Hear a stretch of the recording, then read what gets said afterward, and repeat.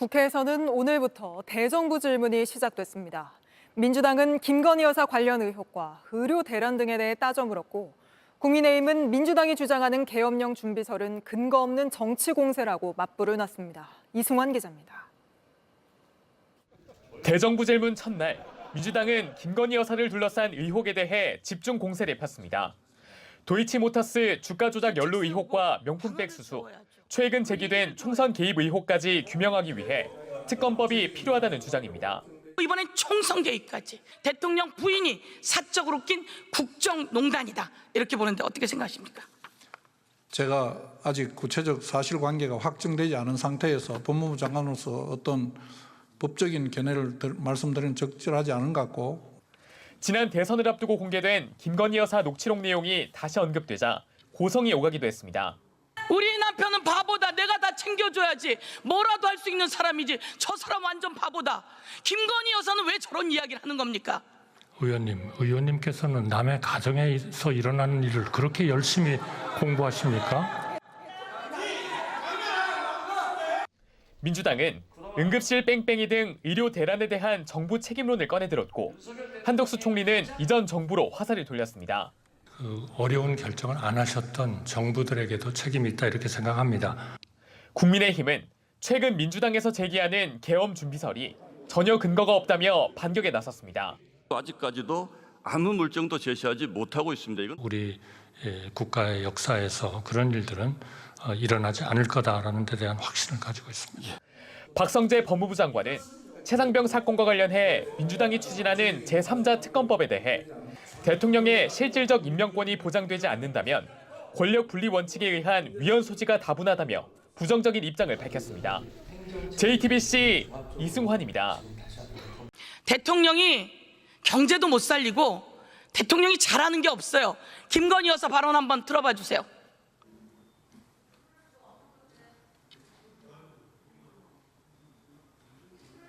김건희 여사가 이렇게 이야기합니다.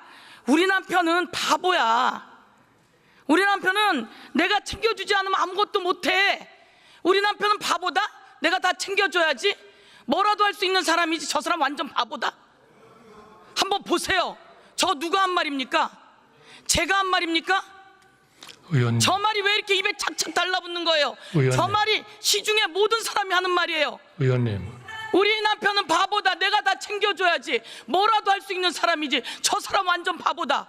김건희 여사는 왜 저런 이야기를 하는 겁니까? 의원님께서는 남의 가정에서 일어나는 일을 그렇게 열심히 공부하십니까? 아니, 저는 이해하기가 어렵습니다.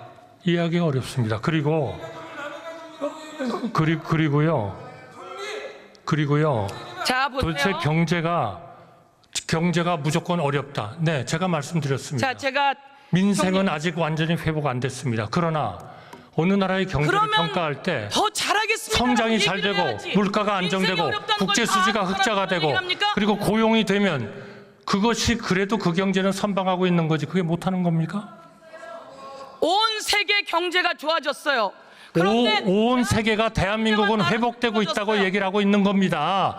온 세계가 그렇게 얘기를 하고 있어요. 팩트 체크를 해줄게요. 온 세계 경제가 좋아졌어요.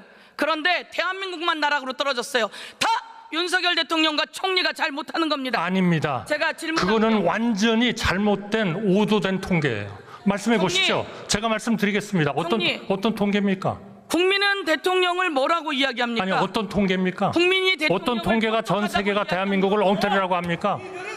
총리, 지난해 전 세계 경제 성장 지수는 2.6까지 가고 있었어요. 올해는 그런데 2.6%잖아요. 우리나라 경제 성장이 몇 가지 찍었습니까? 올해는 2.6%잖아요. 우리나라 경제 성장 몇 아니, 가지 찍었어요? 작년 한 해 가지고 먹고 삽니까? 올해 초반에 이러다가 지금 떨어지고 아니, 작년 한 해 가지고 먹고 살아요? 이 사람이 올해 2.5%죠. 내년에 2.2%죠. 잠깐만요. 아니, 저는 윤석열 대통령 되고 얼마 지났어요? 자, 잠깐만 중단하시죠. 잠깐만 중단하세요. 지금 이 자리는 대정부 질의하는 자리입니다. 의원들이 나오셔서 대정부 질의를 하고 대정부 질의하고 답변자인 국무위원은 나와서 질의에 답변하는 겁니다. 이게 이렇게 되면 좀 얘기 들으세요. 이렇게 되면 서로 질문도 격해지고 답변도 격해져서 답변하는 분이 오히려 질문을 하고 이렇게 되면 이게 대정부 질의가 안 됩니다. 질문자가 질의를 하면 그것을 잘 듣고 답변하시고 그렇게 하시는 게 옳습니다. 네, 주의해 주시기 바랍니다. 자, 그만하세요. 총리가 저한테 질문하는 사람이에요. 그리고 저는 민심을 전하는 사람이에요. 어려워요. 힘들어요. 국민이 의료대란 때문에 죽어가고 있어요. 그런데 총리가 그렇게 답변하면 됩니까? 그리고 저에게 질문을 합니까? 총리 그러시면 안 되죠. 이런 날만큼은 총리가 듣고 그 민심을 해결할 대책을 세워야죠. 누가 살인자입니까? 살인자는 없죠.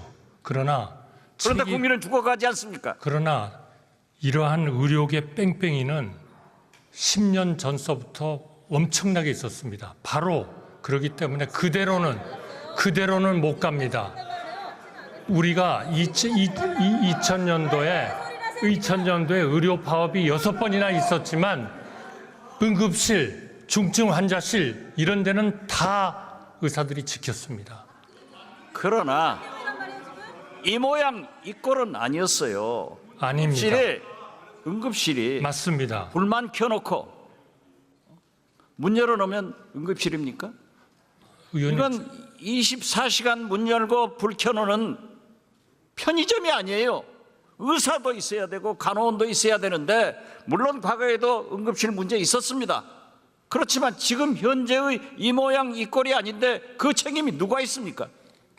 지금 의원님께서 걱정하시는 걱정에는 충분히 공감하고 그럼 총리는 걱정 안 하세요? 물론 걱정을 합니다. 우리 모두 힘을 합쳐서 이 문제를 잘 해결하고 지속 가능한 우리의 최고의 의료 시스템을 만들도록 우리 모두 힘을 합쳐야 됩니다. 지금 누가 누구를 손가락질하고 글쎄, 누가 누구의 책임이라고 그런데, 얘기하고 그런 것은 아니라고 생각합니다. 전화를 걸 정도면 응급실 안 가도 된다. 이 국민 연장 지르는 소리 아니에요? 어떻게 이런 사람들이 윤석열 정부의 중책을 맡고 있느냐 이걸 말씀드리는 거예요.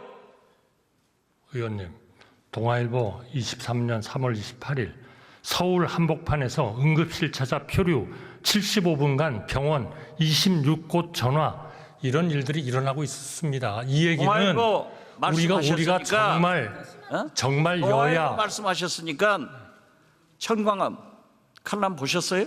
네. 나라가 망해가고 있어요. 저는 그렇게 생각하지 않습니다. 자, 좋습니다. 의원님의 걱정과 충정, 국가에 대한 애국심은 제가 잘 압니다. 군의관 파견하면 다 해결됩니까? 군의관 받지도 않고 돌아가고 그러니까 처벌한다? 이제 아니다? 이게 응급실 대책입니까? 처벌은 잘못 전달이 됐다고 이미 설명을 했고요. 지금 군의관하고 어떻게 배치를 하면 가장 좋은지를 논의를 하고 있습니다. 이것은 의원님께서 아셨던 2000년 의학 분업 시 우리 정부가 했었던 그러한 지금 전례를 저희가 밟고 잘 해결하도록 우리 여야가 협조를 해야 된다고 생각합니다. 누가 누구를 손가락질할 때가 아닙니다. 총리, 우리 대한민국 권력 서열 1위가 누구입니까? 네, 권력 서열 1위가 누구입니까? 죄송합니다. 우리나라에서요? 우리나라에서. 글쎄요. 우리나라의 민주공화국의 권력서의 일이라는 게 있을까요? 그런데 우리 국민들, 모두 다 국민들을 위해서 우리 국민들은 네. 김건희 대통령, 윤석열 영부남 하면서 권력 서열 1위가 김건희라는 소리가 들려오는데 총리는 아직 못 듣고 있어요? 저는 그거는 완전한 가짜 뉴스고 선동입니다. 국정 도도처처에서 김건희 여사 그림자가 어른거립니다. 왜 김건희 여사 앞에만 쓰면은 여당도, 검찰도, 경찰도, 권익위도, 방통위도, 감사원도 자가만 집니까? 왜 자가만 집니까? 대통령께서 여사만 싸고 돌고 있기 때문 아니겠습니까, 여러분?